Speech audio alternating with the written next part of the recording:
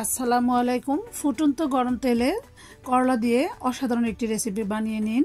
ঈদে মাংস পোলাও বিরিয়ানি খেতে খেতে যাদের মুখে রুচি চলে গেছে তারা এটা একদম সহজ পদ্ধতিতে বানিয়ে নিতে পারেন। এক প্লেট ভাত অনায়াসে খেয়ে ফেলতে পারবেন। এখানে আমি একটি করলা ভালোভাবে ধুয়ে মোটা মোটা করে স্লাইস করে কেটে নিয়েছি। এখন আমি একটি প্যানে আগে থেকে হাফ কাপ তেল গরম করতে দিয়ে দিয়েছি। এখন আমি করলাগুলো ঢেলে দিচ্ছি, দেখতে পাচ্ছেন। এখন আমি করলাগুলো ভালোভাবে নেড়েচেড়ে নিচ্ছি। এখন আমি করলাগুলো এক পাশে রেখে এখানে দিয়ে দিয়েছি একটি পেঁয়াজ 4 টুকরো করে, 3টি কাঁচামরিচ এবং 5 টুকরো রসুনের কোয়া দিয়ে দিচ্ছি। এখন আমি সবগুলোকে মিডিয়াম আঁচে উল্টে পাল্টে ভেজে নিব। এই তো দেখতে পাচ্ছেন আমি নেড়েচেড়ে করলা এবং পেঁয়াজ রসুন সবকিছু খুব ভালোভাবে ভেজে নিচ্ছি। প্লিজ আপু ভাইয়ারা, আমার চ্যানেলে যদি আপনারা নতুন হয়ে থাকেন প্লিজ চ্যানেলটি সাবস্ক্রাইব করে পাশেই থাকবেন। এই তো দেখতে পাচ্ছেন করলা পেঁয়াজ এবং কাঁচামরিচটাকে আমি খুব ভালোভাবে ভেজে নিয়েছি। এই পর্যায়ে করলাগুলো আমার একদম সেদ্ধ হয়ে গিয়েছে। আমি একটা এক্সট্রা সোলার সাহায্যে ভেঙে দেখাচ্ছি, দেখেই বুঝতে পেরেছেন। এখন আমি পেঁয়াজ মরিচগুলো আরও 1 মিনিটের মতো নেড়েচেড়ে নামিয়ে নিব। এগুলো আমি নামিয়ে এখানে একটি রুই মাছের পিস আমি লবণ হলুদ দিয়ে ভালোভাবে মাখিয়ে উল্টে পাল্টে ভেজে নিয়েছি।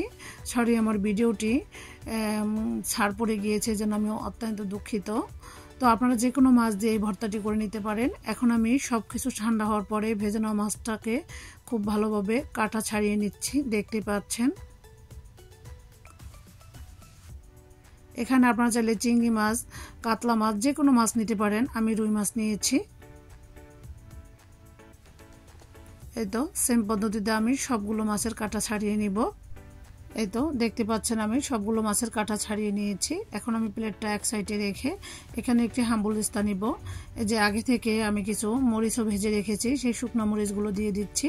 এখন আমি শুকনো মরিচগুলো খুব ভালোভাবে এভাবে থেতলে নিব, একবারে গুঁড়ো করে ফেলবো না। এই তো দেখতে পাচ্ছেন শুকনো মরিচগুলো আমি থেতলে নিয়েছি। এখন আমি দিয়ে দিব আগে থেকে ভেজে রাখা পেঁয়াজ মরিচ এবং রসুনগুলো।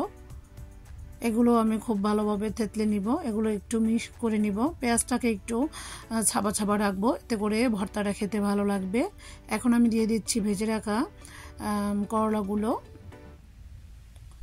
এখন আমি আবারও ছেঁচে নিচ্ছি করলাগুলো, দেখতে পাচ্ছেন। করলাগুলো পেঁয়াজ মরিচের সঙ্গে খুব ভালোভাবে মিক্স করে এখন আমি দিয়ে দিব আগে থেকে কাটা ছাড়িয়ে রাখা রুই মাছগুলো। এখন আমি আবারও ভালোভাবে থেতলে নিব। এই তো দেখতে পাচ্ছেন আমি হাম্বুলিস্তার মাধ্যমে কিভাবে থেতলে নিয়েছি। এভাবে ভর্তা করলে খেতে কিন্তু একদম অসাধারণ হয়। আপনারা চাইলে এই ভর্তাটি পাটায় বেটেও করতে পারেন। তো আমার কাছে মনে হয় করলার এই ভর্তাটি এভাবে ছেঁচে থেতলে ভর্তাটা করলে খেতে বেশি অসাধারণ হয়। তো প্রচণ্ড গরম, তার মধ্যে গরুর মাংস, খাসির মাংস খেতে খেতে আমরা একদমই বোর হয়ে গিয়েছি। এ পর্যায়ে এরকম ভর্তা বানালে আর তো কথাই নেই। এখন আমি দিয়ে দিয়েছি স্বাদ মতো লবণ এবং কিছু ধনিয়া পাতা কুচি। ভর্তাগুলো হাত দিয়ে খুব ভালোভাবে মাখিয়ে নিচ্ছি। ভর্তা হাত দিয়ে মাখালে খেতে বেশি টেস্টি হয়। ভর্তা যত বেশি মাখাবেন অত বেশি মজার হয়। তো আজকে দুপুরবেলা এটা দিয়েই শুধু ভাত খেয়েছি, এতটাই টেস্টি ছিল।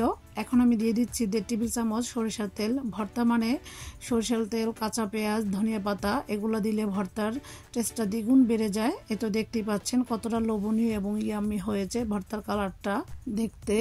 মাশাআল্লাহ, আলহামদুলিল্লাহ। দেখতে পাচ্ছেন কতটা সহজেই ভর্তাটা তৈরি করে নিয়েছি। তো আপনারা চাইলে এটা তো একবার বাসায় ট্রাই করে দেখতে পারেন, খেতে কিন্তু একদম অসাধারণ।